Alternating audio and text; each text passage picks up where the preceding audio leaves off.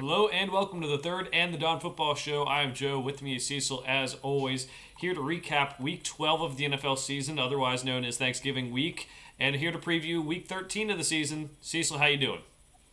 Yeah, it was an interesting week. You get to eat some turkey, watch some games, watch some teams blow it.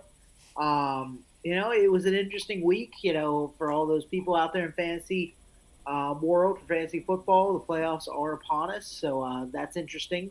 I'm alive in all of our leagues. I control my own destiny, which is important, and let's hope I can get in those playoffs and make some noise. That's what the dream is right there. See if you can win some championships, have bragging rights over your friends.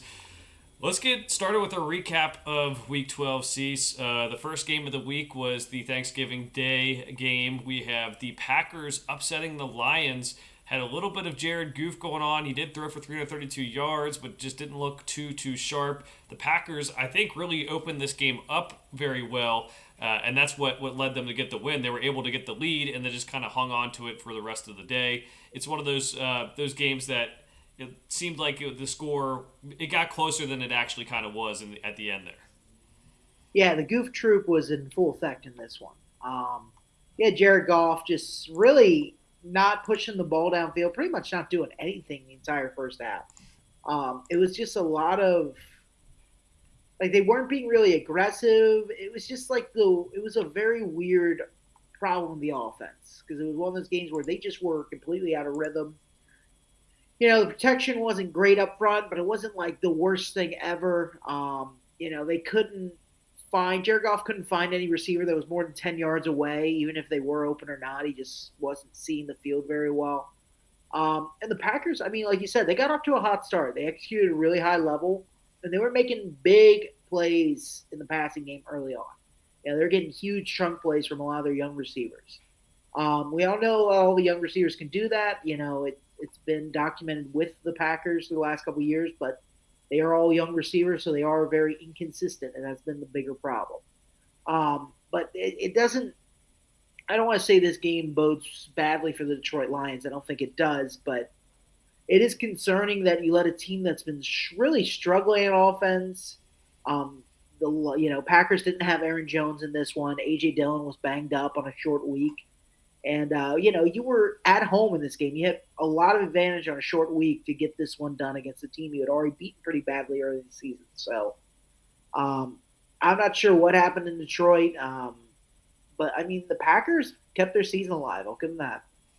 Yeah, good step for them. I know their owner, I guess not owner because everyone's an owner, but the director of football operations had said something that was like, Jordan Love, we'll see how things go. And it's kind of like, well, you waited 4 years for this guy. So saying, we'll see how it goes kind of doesn't sound like it's very convincing that you like him too much. So it's good for him, too.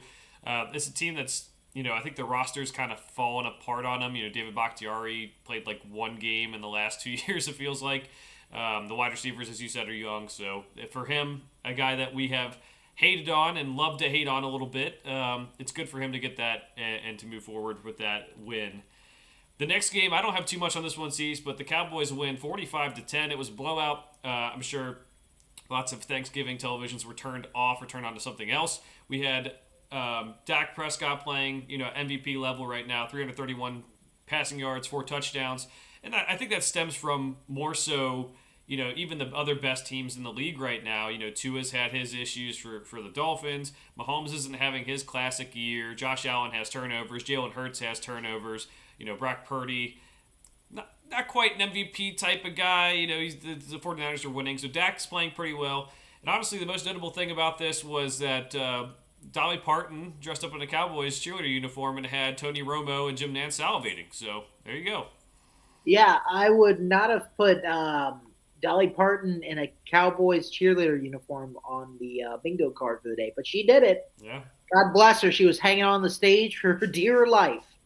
And I mean, it's no Scott Stapp, it's no Creed halftime. The Cowboys could have done better at halftime. It's one of those acts. It's a timeless act. I mean, you put Dolly Parton up there, you're gonna get people watching it. But unfortunately, with a lot of legacy acts, you're also getting them way past their prime. And in Dolly's case, wow, you're talking. I can't believe she agreed to do that after all that. But it was interesting. It was a fun thing to watch on Thanksgiving with the family. Have your wife, your grandma, every girl in your entire household be like, "Oh my God, Dolly Parton." So good for the Cowboys to try to get the whole family involved. But yeah, it was a good old fashioned ass kicking. That's really all it was. The Commanders, I mean, Sam Howell tried to step it up in the second half, but they were way too far gone. I do like how, I mean, the Cowboys are firing on all cylinders. It wasn't like a just fast, like they torched them from the beginning, but by the second half, they were just destroying them. Hands off to Dak for really putting it together, as the second half of the season has started. Um, I'm not going to say MVP or anything like that. I have a feeling that's going to maybe start coming. I have a feeling there's going to be a probably decent game against the Seahawks tomorrow. We're going to see where that conversation might start getting started. I'm not going to weigh in on that. We could talk about that for 30 minutes. But Dak played well. The whole offense played well. Tony Pollard got in the end zone for the first time in God feels like 10 weeks. I think it actually was. And hats off to Rob Blank getting the pick six record. That was huge. Yeah. I mean, and he could still tack on a lot to it. There's still plenty of weeks left in the season. I just want to see how many he gets. He has better receiving stats than a lot of receivers. I think I saw the one comparison was Quentin Johnston, the first round pick out of the Chargers. I think he has more yards and touchdowns than him. So it's kind of crazy. A guy that they expected to have an impact, but maybe not have this big of an impact this year and help out, especially after Trayvon Diggs went down. But no, I think what you're saying is right. Dak Prescott is not currently the favorite for the MVP. I think he's in the consideration. If it was actually given to the league's best player, it might actually go to a defensive player, or maybe Christian McCaffrey this year's had a good year, or even Trent Williams. But it just seems to always want to go to a quarterback. So Dak is putting himself in an okay position. We'll see how he finishes down the stretch. We still want to see him beat some good teams. He beat the Eagles at the end of the season here and set his team up well for postseason success. The Thursday night game, the Thanksgiving night game, we had the 49ers beating the Seahawks 31-13. Christian McCaffrey scores 2 touchdowns in this one. Deebo Samuel's back healthy, 7 catches for 79 yards. This was a game where the Seahawks struggled to move the ball. It didn't look like Geno Smith's arm was really bothering him that much. At least he played pretty decently. It was a lot of short passes and underneath passes. But since the bye, this is more about the 49ers just being on fire right now. They've destroyed everyone in their path, and they look like, to me, the favorites to win the Super Bowl now, which is not something I thought I would say in the summer. Yeah, I mean, Brock Purdy is the big reason for that, right? We knew what the defense was. We knew Christian McCaffrey was great. We knew this team could, they could pound the rock. I mean, that's what we knew going in. What we didn't know was if Brock Purdy was going to be as good as last season, which was just kind of being the game manager type. I would have never thought in a million years that he would step up his game to this degree where, they're throwing for 300 yards and things like that. I would have never guessed that, ever. All the receivers are getting the ball. Brandon Ayuk is having a great season. Deebo Samuel, no matter where you put him at, he's there. Kittle's having a great season as well after last year's kind of was a little less desirable until Brock Purdy got there. So, I mean, they are firing all cylinders. And more importantly, all their big stars, all their big, players are working together, and it's a cohesive unit. I think that's something that's overlooked a lot of times in the NFL, especially, other leagues like the NBA. It's a big, the stars are the stars, but they got to be able to coalesce in order to put together a good team that can make a run. So the 49ers are doing that in the NFL, and it is paying dividends week in and week out. And you're right, Joe. I mean, of all the teams I see in the playoff field right now, they're the ones that have put together the most complete performances week in and week out, and look like there's no sign of them slowing down. Interesting for a couple reasons, Cease.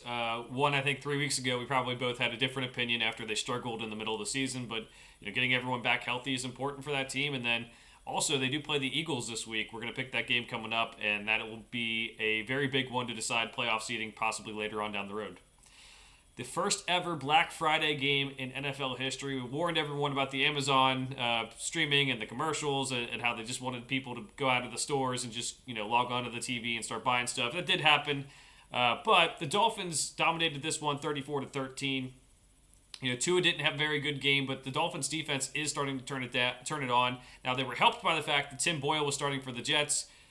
I think Zach Wilson might be a little bit better than Tim Boyle. The highlight of the game was probably Tim Boyle throwing a Hail Mary into the end zone at the end of the half, and Javon Holland catching it and returning it 99 yards for a touchdown.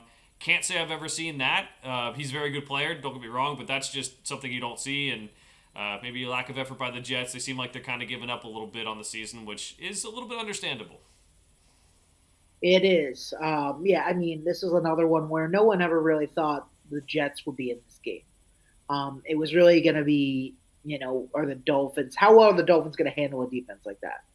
Tyreek Hill and Jalen Waddle had great games. Monster almost got 100 yards. Even Jeff Wilson was getting a good share with A-Chain still sidelined. Tua had threw some interceptions, though. He wishes he had back. So, it's you'd like that not to happen. That could pay a lot more. If the Jets had some semblance of offense, they could capitalize with points on the board. But in this game, unless you're giving up pick sixes, which one turnover was returned for a touchdown for the Jets.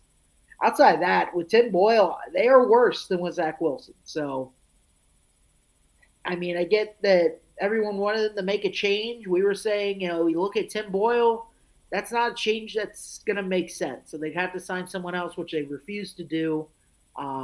Zach Wilson, at least, I mean, it's not good. He shouldn't start in the NFL, but Tim Boyle is worse.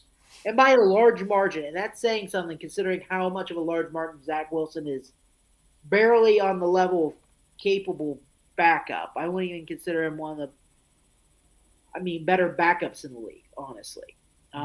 He could probably be a bad second stringer somewhere, but good Lord, the difference between him and a top quarterback and then between him and Tim Boyle is also just as vast. So, not good.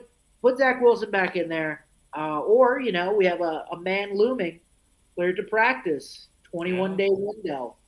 And they shock the world, string together enough games to make it even matter. Part of me hopes so. Part of me hopes absolutely not, so this can all end with Aaron Rodgers.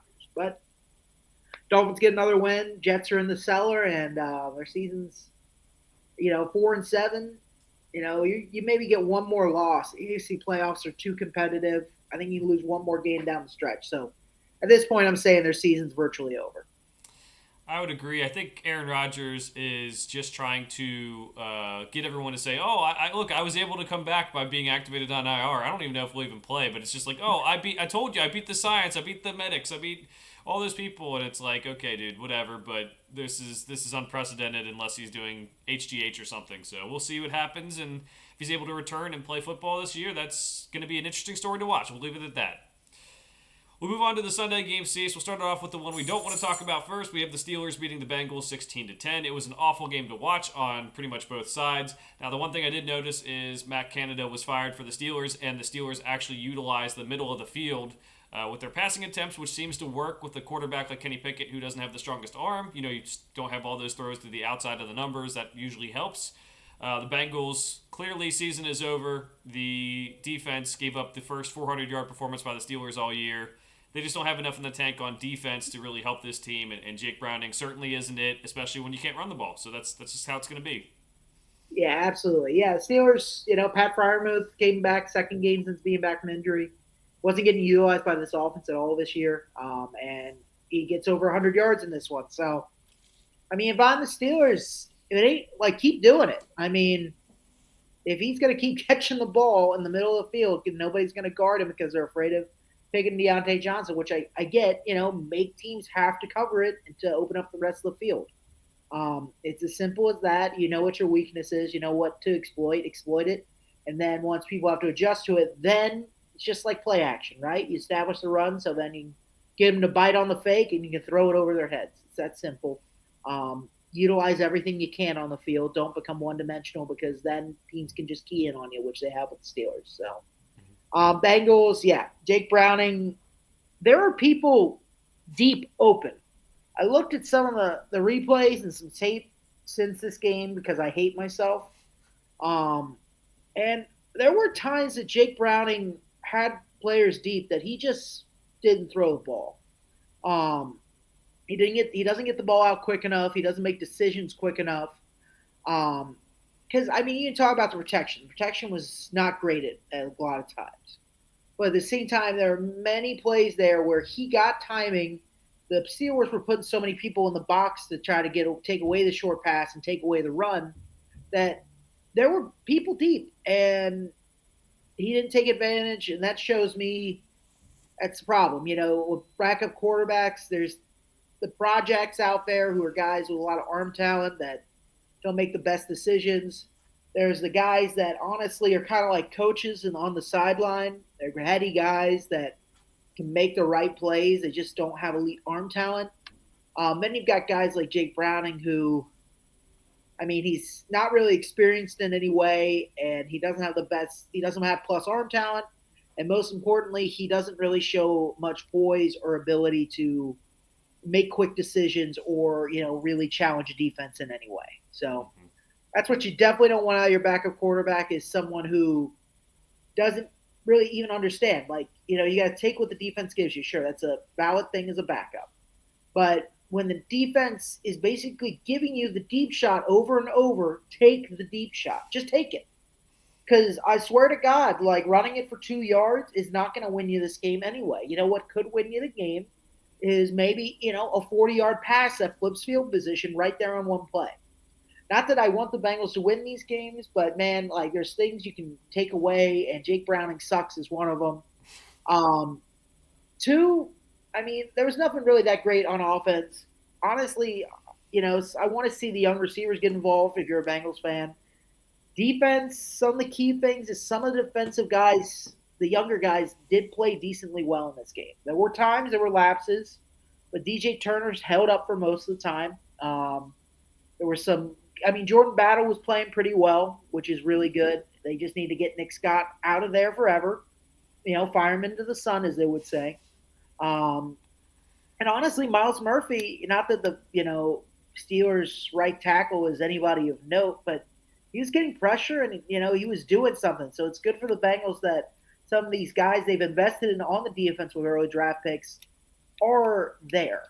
A lot of this game you can blame on just defense. A lot of the interior defensive line, and then the linebackers for most part were just doing absolutely nothing in this game. They kind of just wouldn't react to the ball. They weren't flying to the ball, and the running backs were getting 4 or 5 yards before they were getting touched. And that's that's partly scheme. That's part just people wanting to tackle when it's miserable outside and you don't have that much to play for. So things to evaluate as the season goes on.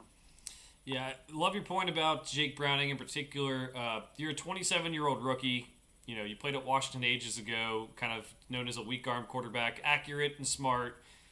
I get that, you don't have the strongest arm, but take your chance. This is your chance, man. Like, you're not going to get another one most likely. So, and if I'm the Bengals too, I'm thinking like, okay, let's put in AJ, if we're trying to win, let's put in AJ McCarron and the dude who, had so many touchdowns for the St. Louis Battlehawks in the XFL and played well for the Bengals all those years ago. And has been a pretty good, when he's gotten chances in the NFL, he's been okay. So that's what I'm thinking if I'm trying to win, and Zach Taylor might be trying to win to save his job or to save the offense coordinator's job or whatever. That's what I'd be thinking. So take your shots when you get a chance. At least try to. So that's what we'll be looking for the Bengals the next couple of weeks. And for the Steelers, just an incredible run of just having terrible offense and still ending up in somewhat of a playoff picture here. We'll see what happens down the stretch. Next game up, Cease, we have the Falcons beating the Saints 24-15. We had Desmond Ridder play pretty terribly, but they did get their playmakers the ball. Bijan Robinson, 91 yards rushing and a touchdown. Kyle Pitts, we were watching this game live. Kyle Pitts had some cool catches. The Saints, the same problem is persisting. It's the inconsistency of Derek Carr. He had 304 yards, but he threw one interception. They have a lot of receivers who were hurt. I know Chris Olave got banged up in this game. I don't know what his status is moving forward. Michael Thomas has been banged up again. That's something that normally happens. And Rashid Shaheed also, I believe, got banged up in this game. So they're going pretty thin on wide receiver, but it's been the same story for the Saints, and that's why the Falcons are 5-6 now. Even though the Saints are 5-6, the Falcons have the lead in the NFC South right now, which is something, I guess we didn't really expect that much of. Yeah, I mean, it is kind of just a weird thing. A lot of people say it's Falcons or Saints, and it is that at this point, but they're both just terrible. Yeah, I mean, Derek Carr is a big reason why this game. They didn't get the ball in the end zone. I don't think they ever did. I don't think they scored a single touchdown, did they? I'm pretty sure it was all field. I think it was all 5 field goals. Yeah.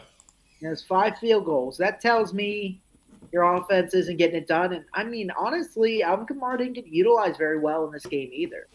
They're kind of tried and true has been the dump off pass and the 3 yards past the line of scrimmage to get 4 or 5, and they weren't even running that play at times. So I don't know why.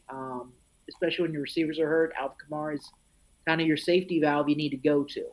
It wasn't like this game was out of reach or something where you need all these big plays. This game was pretty much was a one-score game the entire afternoon.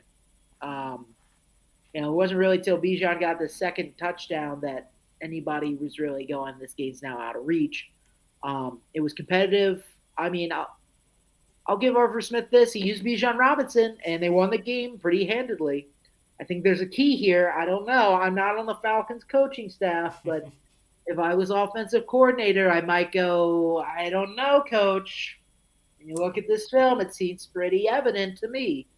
But yeah, Falcons. I mean, it doesn't matter who wins this division. Honest to God, it is completely worthless because they are going to get trounced by the Eagles/Cowboys. So it doesn't really matter. It's just easy first out for whoever gets the 5 seed. It's almost like an auto buy for the second place NFC East team. Yeah, and you know what really kind of this game made me realize in a sense was just that we have before the season we knew the AFC was a tougher conference, and we saw that with the AFC North having all these playoff teams and all the quarterbacks too. Like even when Aaron Rodgers is healthy and everything, maybe that's a different discussion too. But CJ Stroud is coming on in the AFC, and Bryce Young not being good in the NFC. That also, like, there's so many good teams in the AFC, and then you have this whole division which is really bringing the whole NFC down.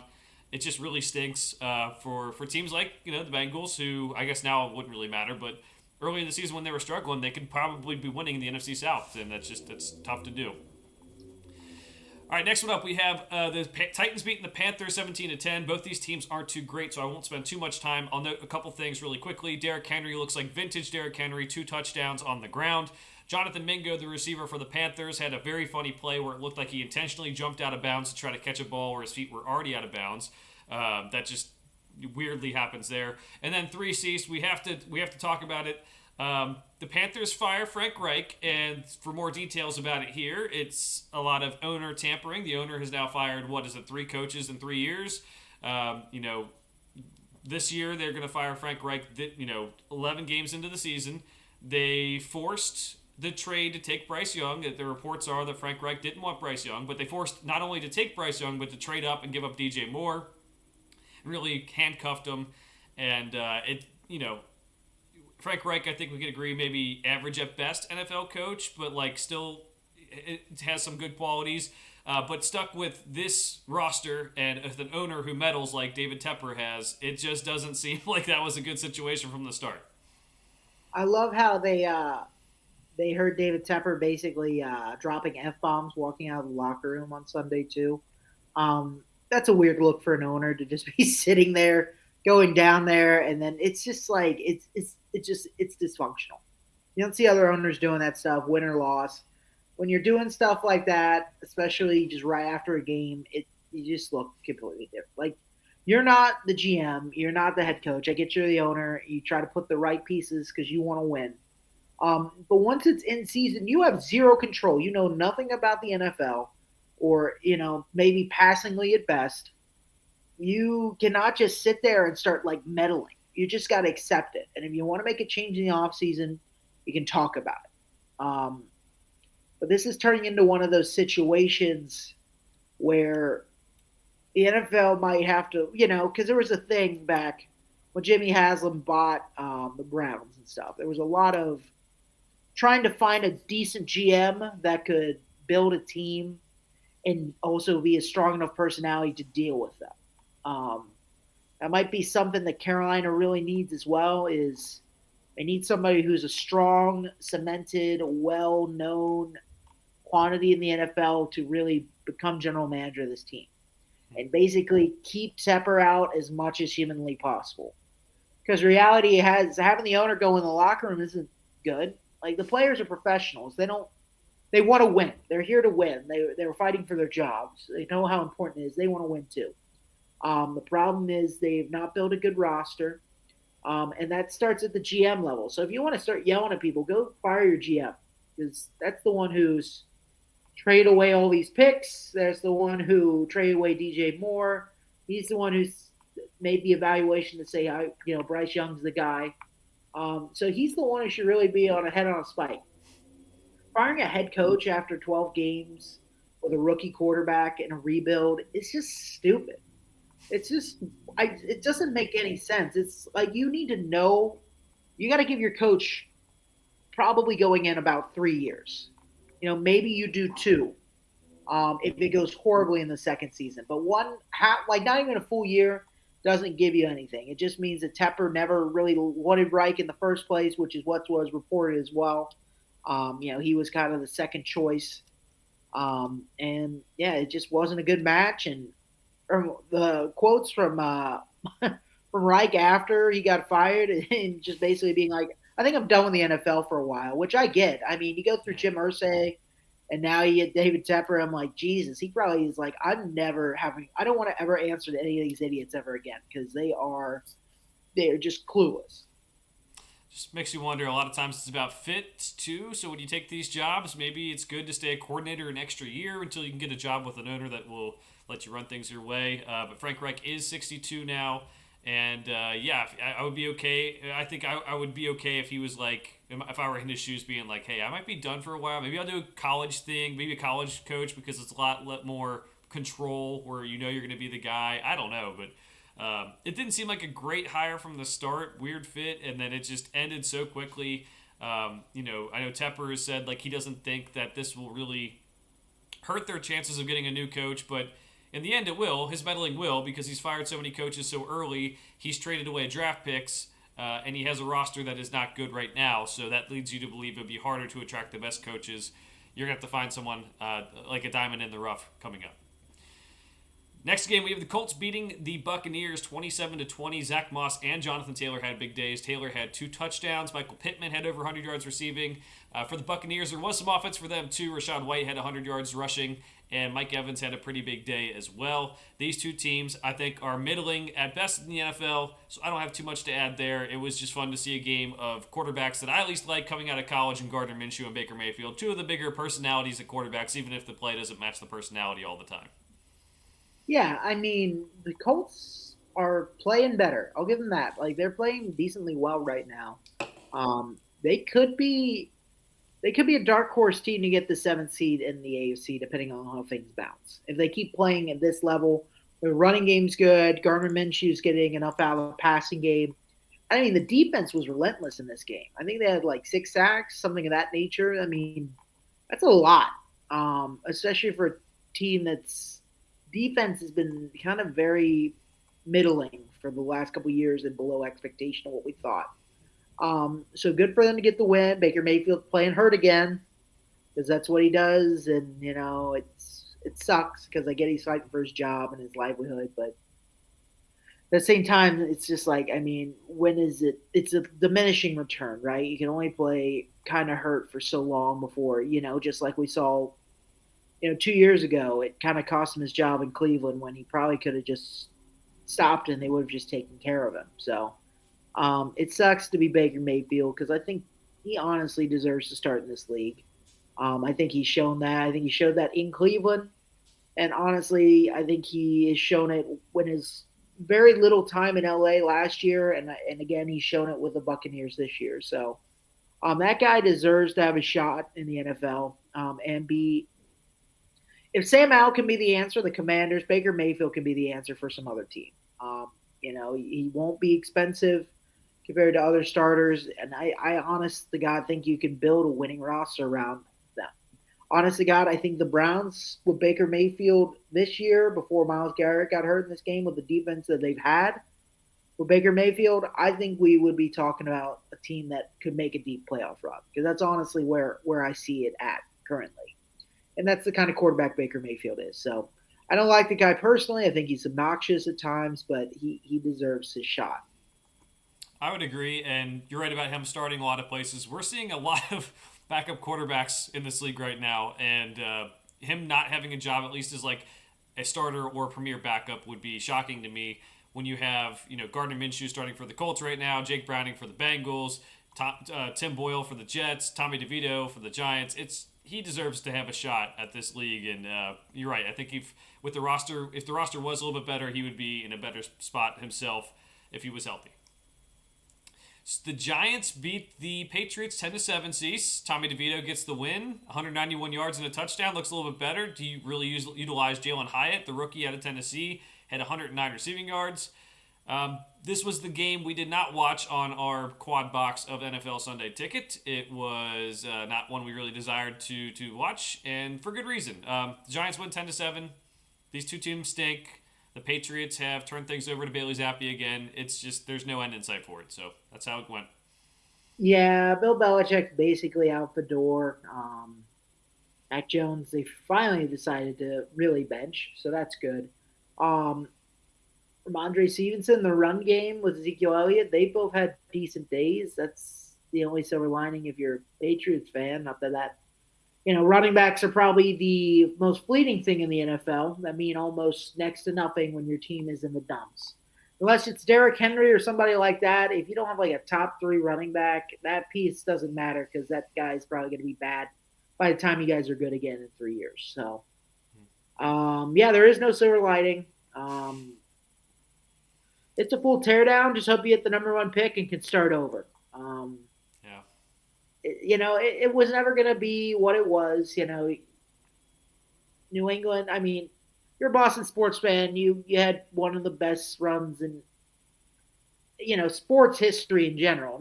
And like the whole city of Boston too. Between them, Patriots, Red Sox, and Celtics. I mean, the 2000s and 2010s have been. I mean, there are a lot of sports cities out there would do anything to trade places for you for that time. So you enjoyed it. This shit happens. Welcome back to the Patriots of the 90s, basically. That's where we're at. And, maybe Robert Kraft can get the right, people in place to make this not be a painful rebuild. But, yeah, I mean, it's just a bunch of old vets that don't have anything left in the tank. And it's nobody wants to come play for the Patriots anymore. They need to revolutionize their team. And that pretty much means you have to get a new head coach, as painful as that is to hear. And that doesn't mean Bill Belichick can't work somewhere else, but I just think, what he's got and,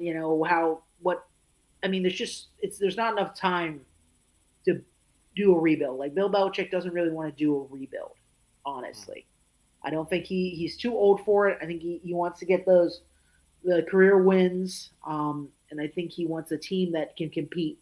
Because, I mean, you look at most of those Patriots teams, they were like he doesn't like developing rookies, really. He doesn't really like it. He kind of wants an older team. He wants an established team. He wants guys that could police the locker room and uphold his standards for beatings, being on time, all these things that Bill Belichick loves. And the younger guys, you got to be a little more flexible with, and especially these days. I mean, head coaches are getting younger and younger, and Bill Belichick's only getting older. And I mean, that guy's ability to connect with, some guy who's 25 years old is nigh impossible.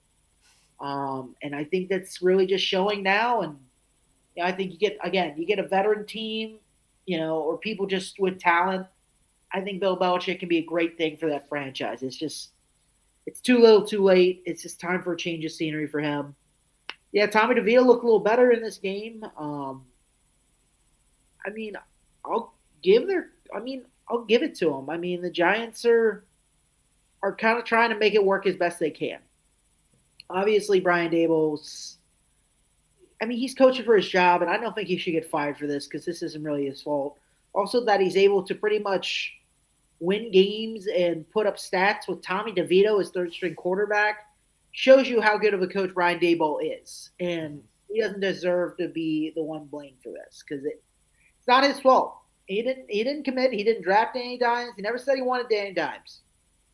Danny Dimes is there, and honest to God, you can see the production. He's getting out of Tyrod and out of Tommy DeVito. Just if they can get rid of Danny Dimes somehow, they need to. I don't think it's even possible, unfortunately, because of the contract. So yeah, it's a shitty situation for him. Giants get the win.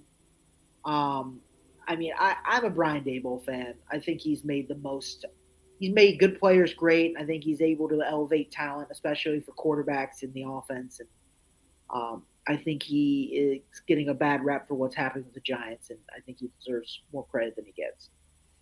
I would agree. Yeah, Daniel Jones with his contract will probably be on the Giants and making $40 million on the bench next year. That's just how the contract is drawn up. It makes it a lot more sense to get rid of him after next season. And if you're going to draft a quarterback, like they might, although they're getting out of range to do so with these wins, that rookie quarterback would not have a big, large salary. Would not help. It wouldn't be that big of a deal to have Daniel Jones on the bench with $40 million. Next one up, Cecil, we'll go to a better game here. We had the Jaguars beating the Texans 24-21. Jaguars got out to the lead in this one. Trevor Lawrence played pretty well. And the Texans came back late. CJ Stroud kept his composure. There was some plays where he kind of looked like a rookie, but he kept his composure. Nico Collins had a pretty good game, 104 yards and 1 touchdown. It ended up looking closer than it actually was with all the comeback heroics that they needed from the Texans. But I'll tell you what, Cease, this Jaguars team at 8-3 might be a real threat in the AFC, and that's something, again, I don't think we would have thought that a couple weeks ago. Yeah, I think they've really played well. I think Calvin Ridley's played well. I think Trevor Lawrence has stepped up after a couple poor performances. Travis Etienne is kind of middled out a little bit, which is kind of weird. And the defense is playing pretty well. They're getting pressure. Josh Allen especially. I mean, the AFC really it feels wide open because it feels wide open and it doesn't because it's kind of like you don't know. Pat Mahomes could pretty much just turn it on and they could just win because Chiefs have a really good defense. And Pat Mahomes, the only thing that really worries me is, like we saw in the Eagles game, the people aren't going to be able to catch the passes, and that's the big problem. Is I think Pat Mahomes can make it work. I think Pat Mahomes with that defense can make it far, but he just doesn't have the reliable people that when he needs to really drive down the field right now. Travis Kelsey's getting double team, triple team. These other guys are going to make a play, and I know Rasheed Rice has kind of stepped up, but it's hard to bet against the Chiefs. But the Jaguars are putting on a show, and honestly, the Texans. I'd be worried about playing the Texans too. I won't want to play them in the playoffs. I think C.J. Stroud is playing really well. Sure, he makes some kind of rookie mistakes at times, but he has functional mobility, which is huge. I think he's not some guy who's trying to rush for a lot of yards or anything like that. He's not really a running quarterback, but he has legs, and he buys himself a lot of time back there. Maybe he holds on the ball a little too much. I mean, I keep hearing like Joe Burrow comparisons, and it doesn't play a lot of the same way. Holds on the ball a little too much at times, but can just make things happen. He's a creator. He makes plays, where there weren't any. He buys times with his legs and just waits for the open man. And it's crazy some of the plays he can make. But the same problems with Joe Burrow, especially early on, where he holds on the ball too much. He takes too many sacks. He tries to create sometimes too much when he should probably just throw it away. So it's a very surprising comparison. I wouldn't have thought of it, but I mean, since I've seen CJ Stroud play the last couple weeks, it really does feel pretty similar to when I watch Bengals games in a lot of ways, where I don't think they're really ever out of a game, and that's really important. I think D'Amico Ryans has that defense playing really well and playing way above their talent level. Um, I would take Damian Pierce out of the backfield. Honestly, he should be the change of pace back because there's one thing that was kind of lacking in this game was the run game, and the difference between the two games. The couple games before they were stringing together a run game, and this one, it's obviously the Jacksonville Jaguars are better.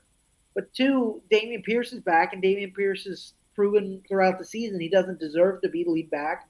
He doesn't really even deserve to be, a full running back by committee. He's a change of pace guy right now until he proves otherwise.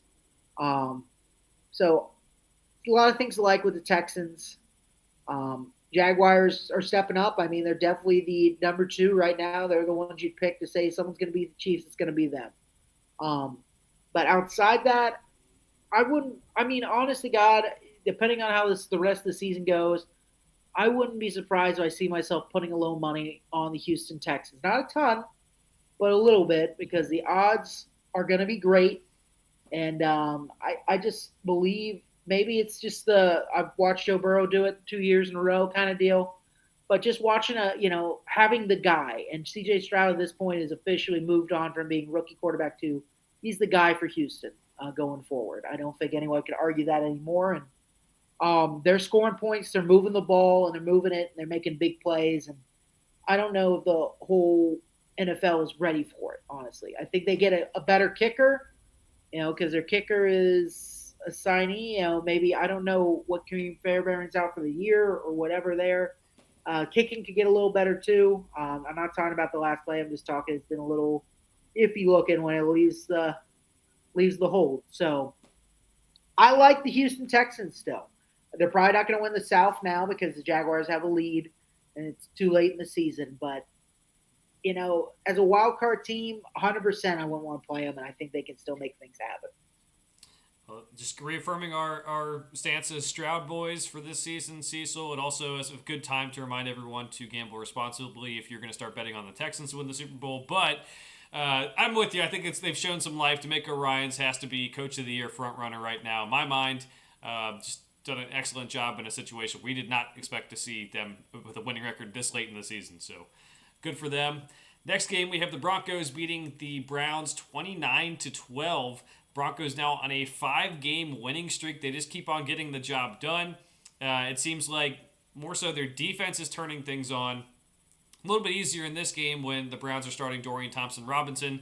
He ends up getting knocked out of this game. P.J. Walker comes in. It doesn't really matter. The Browns' offense, no matter who has been a quarterback, whether it's Deshaun Watson or those guys, has been pretty dysfunctional this year, especially after Nick Chubb went down for the season pretty early on in the year. But Broncos getting some life, getting some playoff life. I think Sean Payton finally got through to some of the guys. Yeah, and I think another big thing that I talked about last week was there's been a big change in this team since they cut a lot of the veterans on defense, like Randy Gregory. And I saw some stats earlier today that pretty much were highlighting that exact thing again. So there's a big key here. I think maybe Sean Payton maybe didn't get to the certain people, but the people he wasn't getting to, and this can happen a lot when you're a rebuilding team, especially with aging vets, is if you're not going to get with the program, you got to get out. Like, it's that simple. Like, you're not part of the long-term plan. Randy Gregory isn't a foundational piece at 31 years old. If you're going to start causing issues and you're not going to give effort because you hate this or hate that, any head coach will go to the GM and be like, trade him, cut him. I don't need him because there's a younger guy that's bought in after him that's giving me 3 times as much effort. And honestly, I think the talent level is really not that different, especially considering how much younger he is and the motor he has. So Sean Payton made that decision, after they got killed by the Dolphins. They didn't just go, it'll get better. And that's a hallmark of a really good coach and a good organization. As dysfunctional it's been getting Russell Wilson and how dysfunctional it's really been since, they won that Super Bowl with Peyton Manning and he retired. They are trying to make something happen. And that can be more than be said a lot about franchises in the NFL. There's too many teams that want to wait for their window. And, there's a difference between mortgaging the franchise, which they had to do. But at least they have the foresight right now to try to get a cohesive unit together. I think it is working. I think the younger guys are coming together, and it's having results on the field. So Broncos get another win.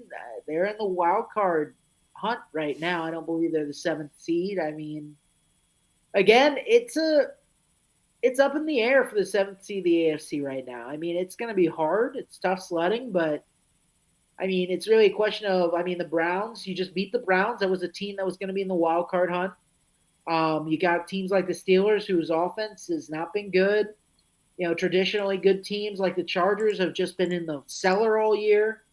So yeah, it's a weird year. And it's not going to be easy, but there's a road to get that 7th seed. You just got to be ready to fight for it. And Broncos are showing they're willing. Absolutely. Total turnaround from how they started the season. So we talked about the Vikings in past weeks about turning things around. Broncos have as well. So they could be in good position to make the playoffs with a couple more wins here. We'll move on to the Rams beating the Cardinals 37-14. 2 bad teams. We know that because the Rams now beat the Cardinals twice for 2 of their 5 wins and otherwise have played pretty bad. They got a boost from Kyron Williams returning. They ended up waiving Darrell Henderson, who they brought in for the short term. But Williams had 143 yards rushing. Kyler Murray didn't play too bad, didn't play too great either. It's just a terrible situation there in Arizona, to be honest. And these are two teams that will not be in the playoffs. And I have nothing further to say, but then it's always good to see a running back like Kyron Williams provide that much of a juice to an offense. Yeah, he was put on his best Todd Gurley impersonation there. From the the 2 years that Todd Gurley was amazing, especially that 1 year. That's what it looked like. It looked like Sean McVay dusted off the old playbook and just went, "This guy is going to make our offense run, one way or another. He's going to get the ball in the backfield. He's going to rush. He's going to catch passes out of the backfield. He's going to do it all. And I don't care if it's 40 touches for him. That's where we're going until somebody figures it out." And the Cardinals had no response to it, and it's hard to when you're a team that's been losing so much to have a team just go physical at you like that. Who wants to keep getting up to get punched back down over and over? I mean, no one really. And there's nothing really for you to be fighting for. There's no light at the end of the tunnel at the end of the season. There's no playoffs you're fighting for. You're just there at this point. The Rams, good for Sean McVay to continue. I mean, Sean McVay's been out of it the last 2 years. And you can say a lot about that, why the teams got off the slow starts and why, they're not competing. Probably because they mortgaged all the draft picks and have no depth. But both end of the seasons here, both times the last 2 years, Sean McVay is making it work with the pieces that are there. And he's going to maximize it. And that's a great coach too. So, I mean, Sean McVay's safe in LA for me. If they try to get rid of him, which there's no real talk of, I think that would be a bad decision. He shows me that he's a great X's and O's coach, and he's a great motivator to have these guys fighting this deep in the season. They just need some people. They need some young, controllable talent. Yeah. Well, we mentioned how many draft picks they had this past year, and like almost all of them made the roster because they just didn't have any players. That's not always a good thing when you have to have all those young guys make the roster from the start. But they're getting some contributors. I think they're finding some things out this year. If they can get maybe one more good year out of Stafford next year, things could be different. They have draft picks coming up for the next couple of years. Maybe they go all in one more time with Stafford and get things figured out. We have the Chiefs beating the Raiders 31-17, Cease. And it started off, they were losing early in this game. Maybe a little bit of a panic set in. Some of the smart people maybe bet on the Chiefs live. And that's what we do. But the good thing for the Chiefs is they finally solved their fourth quarter touchdown problem, as they had not scored a touchdown in the fourth quarter for like 4 or 5 weeks before this. They ended up getting one in this game. They win by 14, which was pretty much expected. Good fight for the Raiders. But the Chiefs really needed this get-right game to make sure their offense could get back on track. Right, and, it is one of those things. The Raiders are outclassed. Good they got Devontae Adams and Jacoby Myers both got the ball in this game. Imagine that, both of them getting it. But yeah, Devontae Adams, they were throwing it deep to him. He was making big plays. And honestly, that's all I need for this coach of the Raiders to go, maybe we give this guy a shot. I don't know. They aren't winning. It's different than last time because Rick Versace, as much as I think he did a great job, is a special teams coach that really doesn't have that much experience running the organization. And I think that roster was a lot more talented than this one is. So, if the Raiders don't go with their interim head coach and just drop the interim off the title and find someone else, I'm not going to say they're idiots for doing so. I think that can be considered a good move. Honestly, at this given moment, we have a couple games left. I would go with a new head coach. Not just anybody just for the sake of doing it, but I would find someone that I believe can turn this organization around, which it might be hard to find someone like that because I don't think that many people are really lining up to sign up to coach the Raiders right now, considering the shit show it's been the last 5 years, ever since they pretty much got John Gruden in there. So, yeah, I don't know. Their current interim head coach might be the best shot they have. It might be the person who's willing to do the dirty work and build this team. Because, sometimes being a head coach is just as simple as getting out of people's way. And I feel like that's what he's done too on the offensive side of the ball. He just went, I'm not going to just meddle. I'm not going to make this something crazy. I just want effort. I want us to push the ball down the field.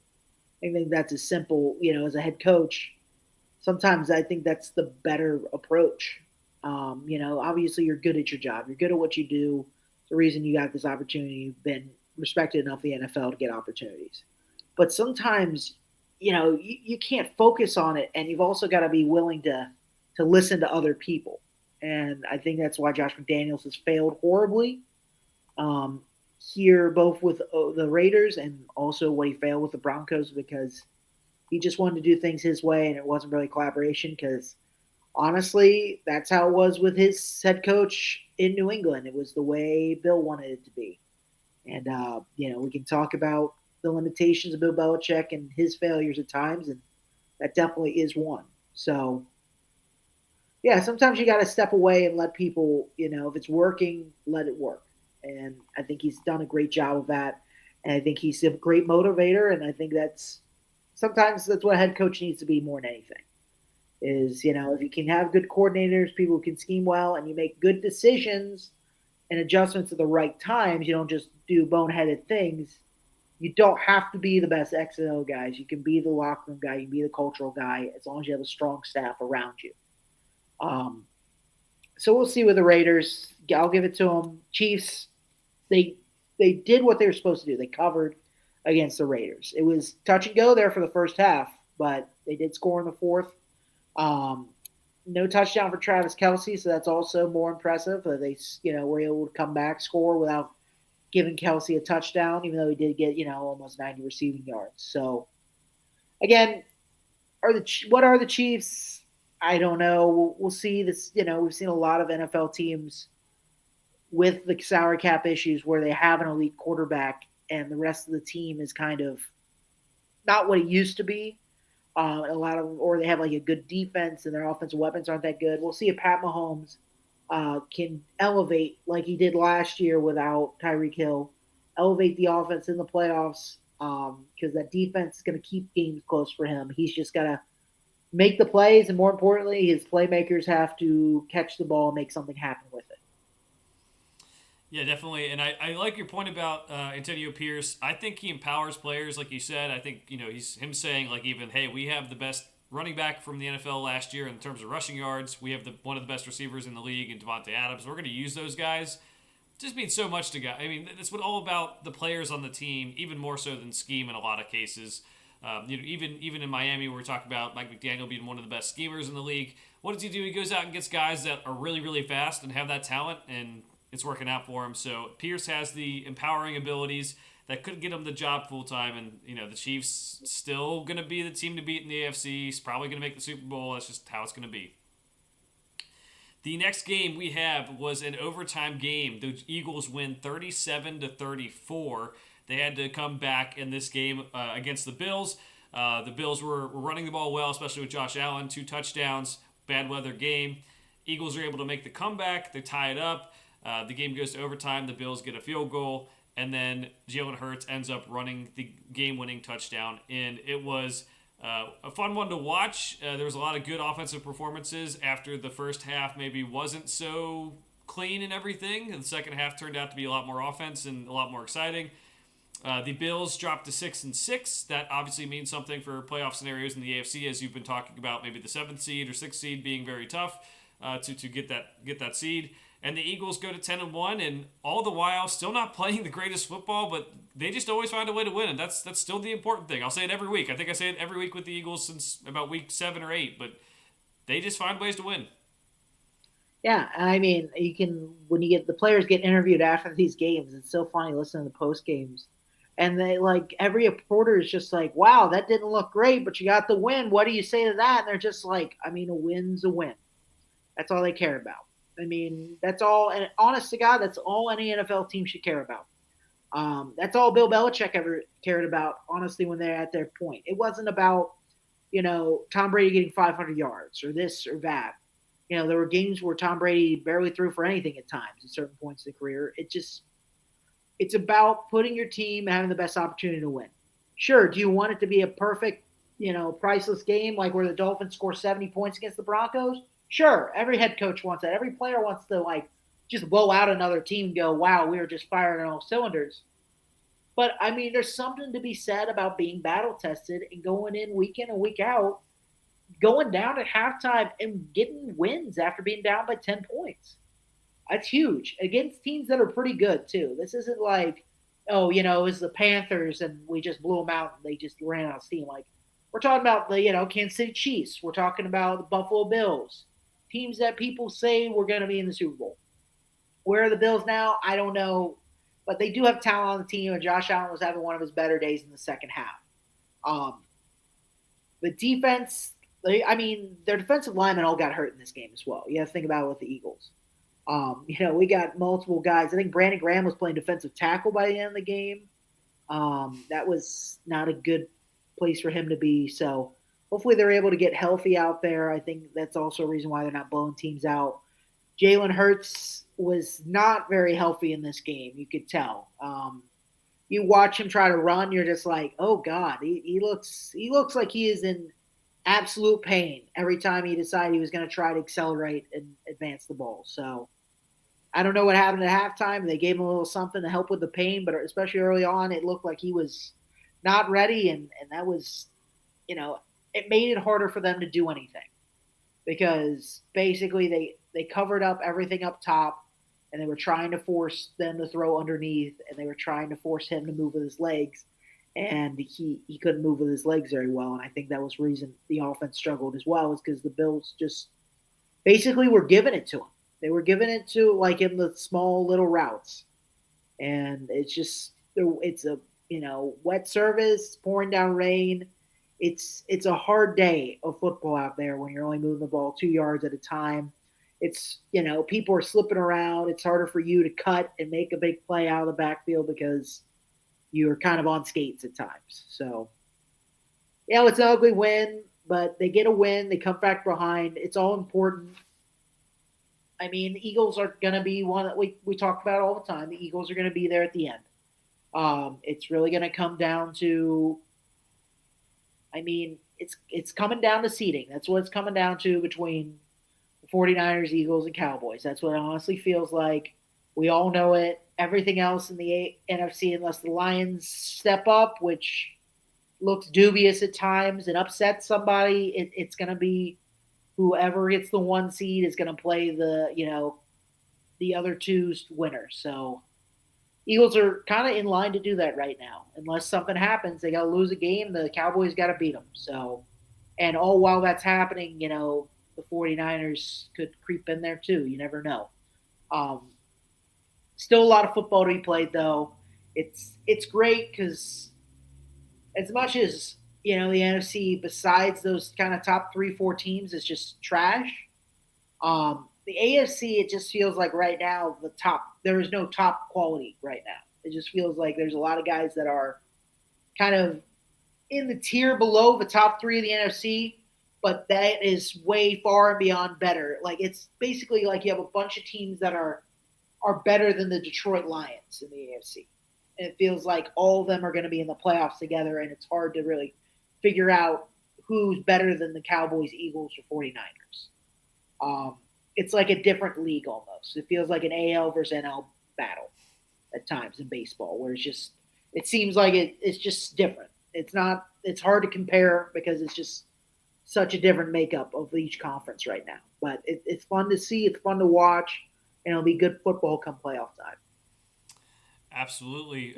Going to one of the teams that I think is one of the favorites in the AFC outside of the Jaguars and Chiefs who we've talked about, the Ravens are able to beat the Chargers on Sunday Night Football 20-10. This is a big game for Zay Flowers. The rookie receiver had 2 touchdowns.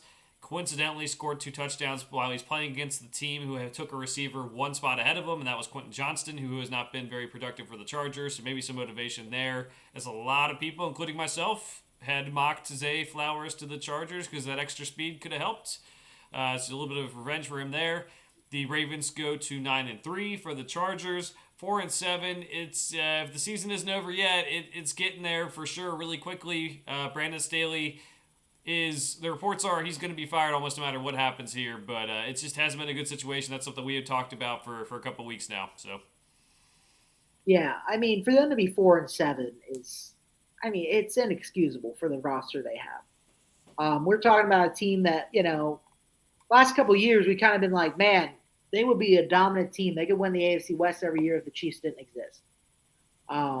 Which obviously the Chiefs do, and there's usually going to be at least one other competitive team in your division. But that's how we talk about the Chargers, right? We talk about this team like, my gosh, they could be so good. They're always kind of this weird dark horse Super Bowl pick early in the offseason where everyone's like, they got Justin Herbert, they've got a good offense.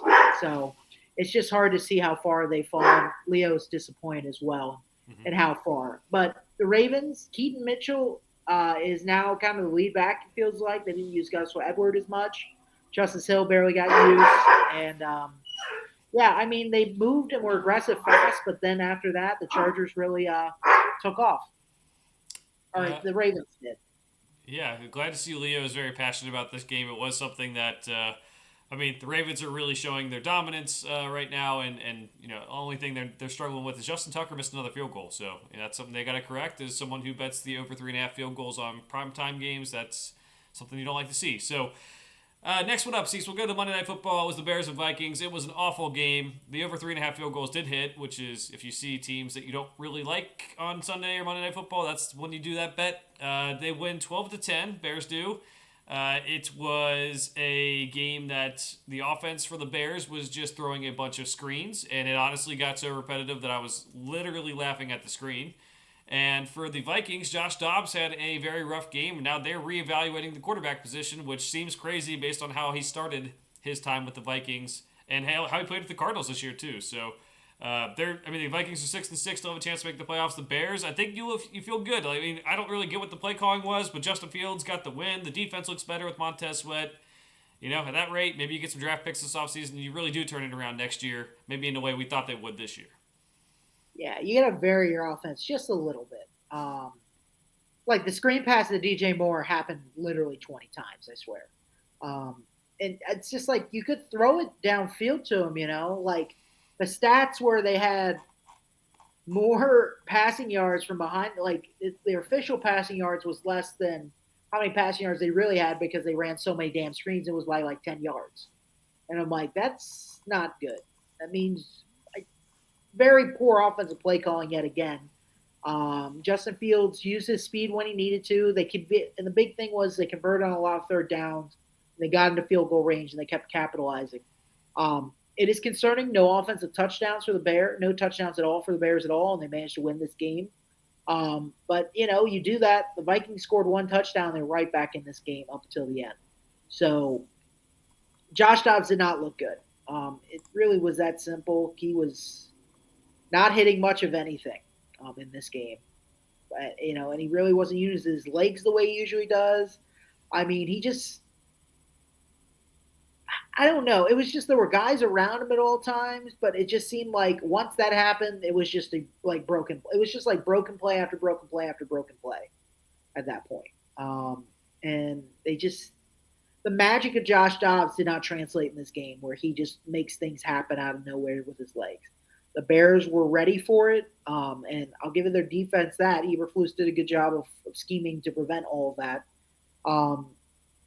And yeah, I mean, the Bears could be very good in the year. Roshan Johnson looked really good at running back, too. They were just pounding the rock over and over with him. I think he might be, their starting running back of the future, and I think that's fine. There are pieces on this Bears team. We'll see if they can sign Sweat to a long-term deal because I think that helped their defense a lot, too. It's going to be really stupid if they don't. And then I will say Ryan Poles is an idiot once again. But other than that, I mean, like you said, lots of draft capital.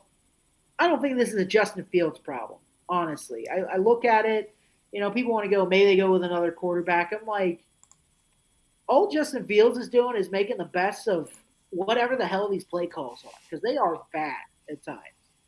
I mean, you throw 30 screen passes. How is that Justin Fields' fault? Like, you can't be like, oh, yeah, Justin Fields sucks. It's like it's a designed screenplay. Is he just – I mean, I guess he could check out of it, but, people don't think he's ready for that. And I agree. Like, he's a young quarterback who should get a little help. So, really, the Bears should stick to Justin Fields, get another good receiver, get some offensive linemen, and I think this team could be successful very soon because like you said, sometimes if you find a quarterback and you hit on the quarterback the first time, and then you have another bad year right after that, you can be golden because you can trade down because other teams want a quarterback. So if you hit on the quarterback early, you can get some high draft picks and get a lot of draft capital really quickly. So I mean, at least the Bears are doing that right. It's just now up to Ryan Poles to make sure he hits on all these picks. That'll be the key thing for them, and I'm with you. Justin Fields probably is not the issue. He definitely thinks he needs to clean up, but when you have an offensive coordinator who throws this many screens, or an offensive coordinator who says we're not going to change the game plan based on who the quarterback is, when you really should be utilizing their talents, that might change some things for you. So, yeah, not probably Justin Fields' fault. Cease, let's move on to our picks for the week. This is week 13. We have 6 teams on bye, so that might mean some tricky situations for for fantasy managers. But let's start off with the Thursday night football game. It is one of the better ones of the entire season. It is the Seattle Seahawks at the Dallas Cowboys. Cowboys favored by 9. Give me the Cowboys to win and cover.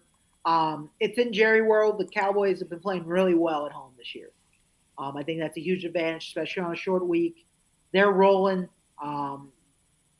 It's I don't really have a problem with the line at all. I think, honestly, if it was 10 points, I'd still take this line. But 9 is right in that sweet spot. I mean, 3 field goals or, someone misses an extra point. It gives you a cushion because I was thinking around 10 for this game. I think some people, the reason it's not higher is just Vegas is worried about a short week. But the Seahawks the last couple of weeks have not been competitive with teams that are, top tier. They're kind of getting beat up by them. I don't think Kenneth Walker is supposed to play at this point either. There's been, he's been questionable. I don't think it's trending very well, especially on a short week. Even if he does play, I don't think it really changes that much of the outcome here. So, I mean, I would take that in hand really, much. I would take a good offensive performance from the Cowboys in this one. Don't bet the house. Don't go for some crazy yardage totals. But if there's one thing I think will happen if you want to see a Seahawks have a decent game, I think a lot of it's going to have to do with they're going to have to get DK Metcalf involved. He's going to have a good game for that to happen. I think without him, I think the secondary of the Cowboys can be vulnerable as much as they had Deron Bland, having these pick sixes and things like that. They do give up some chunk plays at times. They can do that. A lot of times they don't. It's because the pass rush makes up for them.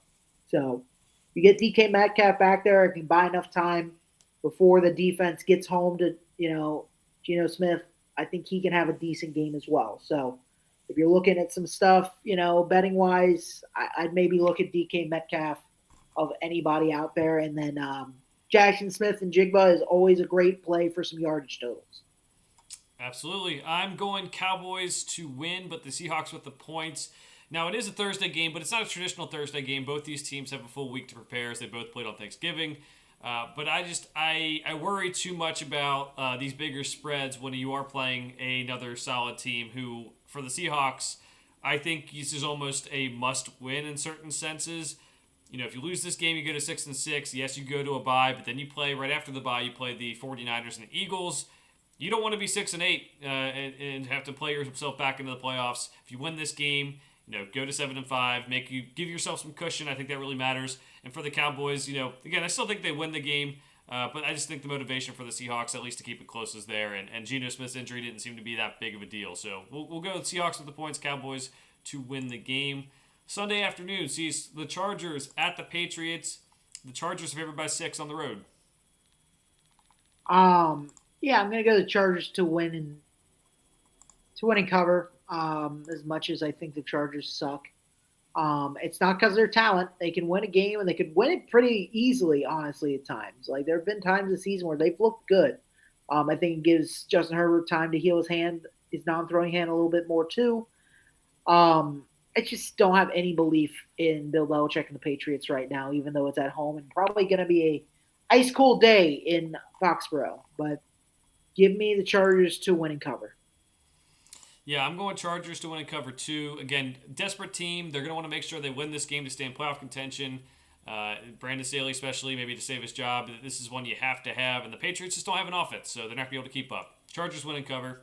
We'll move on to the next one, Cease. The Colts at the Titans. Right now, the Colts are favored by one on the road.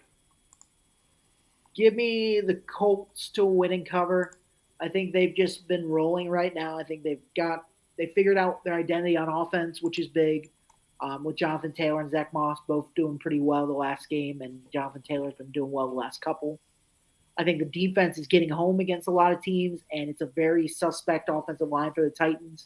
So I could see that causing some problems for Will Levis and Derrick Henry in the backfield, and they are also opportunistic and make some points off turnovers as well. So give me the Colts to win and cover. I think the Titans outright with the points. I think this is a coin flip game. I think I would go with the team who's playing at home. The Colts may be a little bit better, but they also, I think, have had some issues that are underlying there. Like Gardner Minshew only has 8 touchdowns to 7 interceptions. Shaq Leonard was waived. Their wide receiver core isn't the best.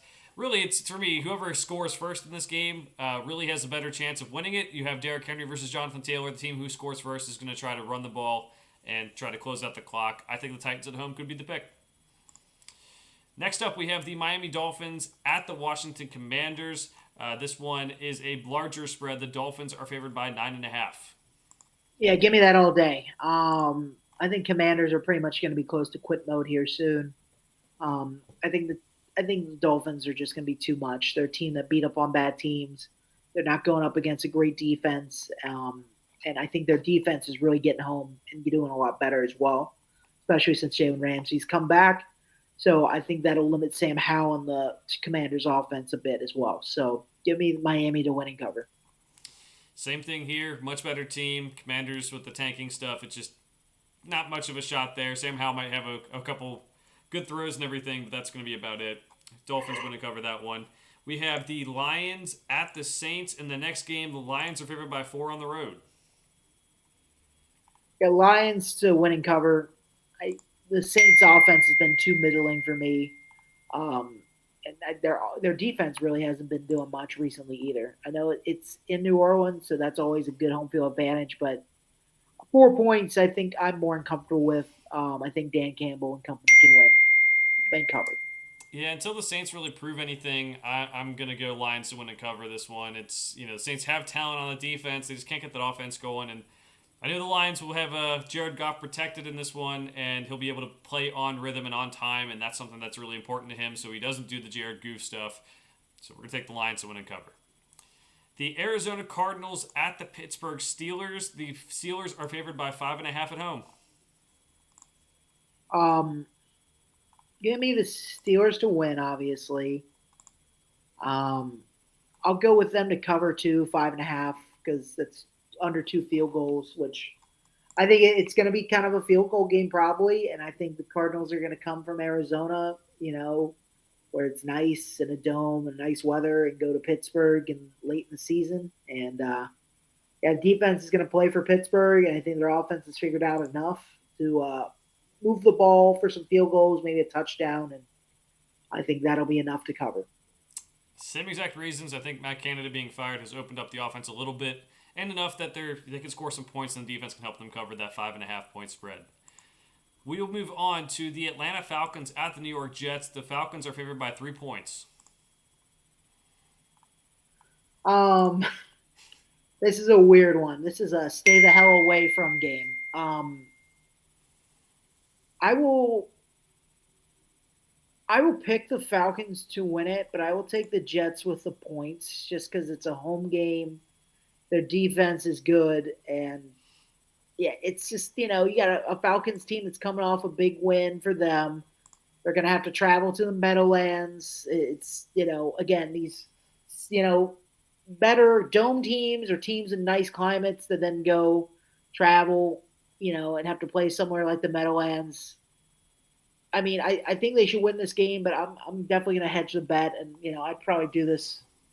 I think this is a field goal game, honestly. So if I'm a betting man, I take 3.5. I take 4 points just to be safe, and I'd pick the Jets for sure. Yeah, with Tim Boyle at quarterback, don't really see the Jets doing much. I'm taking the Falcons to win and cover, but you're right. This is one. If you do like the Falcons, move the line down to 2.5 because we know what's going to happen if the line is exactly 3. The Falcons are going to win by 3, and that's how it's going to be. So, Falcons to win and cover for me. Move on to the Denver Broncos at the Houston Texans. The Texans are favored by 3.5 in this one, Cease. Yeah, I take the Texans, especially with the Broncos not at home. They don't do as well there. I think the Texans have been on a roll. Obviously, they lost, in Jacksonville to Jacksonville this last week, but very competitive spot. They know every win counts. It's a competitive AFC. They don't want to, give up any ground with a couple weeks still left. I think CJ Stroud and company have a good game. I'm interested to see how both the offense of the Texans and the Broncos defense outside of Mile High does against a team like this to really see how much they've really improved. Because a lot of it's been against dubious offenses and it's been in Mile High, which is a huge advantage for them. So I think the Texans win and cover this one. I think they should win it pretty handedly and comfortably by a touchdown. I'm going Broncos with the upset here. I'm going to ride high on this Broncos wave they have going. Um, Texans are a solid team. Being at home, they're 4-2 on the year, and I think they're solid. But Broncos playing pretty well. Russell Wilson's playing smart football. That matters, and that defense has really been better. I think the Texans are still inconsistent as a team. I know a couple weeks ago they lost to the Panthers, and those type of things happen when you have rookie quarterback and a first year head coach. I'm going to go take the Broncos, and if you're going to give me 3.5 points, I'll take those as well. Next one up, we have the Panthers and the Bucks. The Buccaneers will be hosting, and they are favored by 5.5 points. Give me, give me the Bucks. Give me the Bucks to win and cover. I think the Panthers are just in disarray right now. They fired Frank Reich, and again, it wasn't really Frank Reich's fault. So, um, yeah, give me the Buccaneers, even with Baker kind of limited. Again, it's the sling it up in the air and push the ball downfield offense for Baker Mayfield. Like they're able to get enough to win and cover the spread because there's just no offense for the Panthers.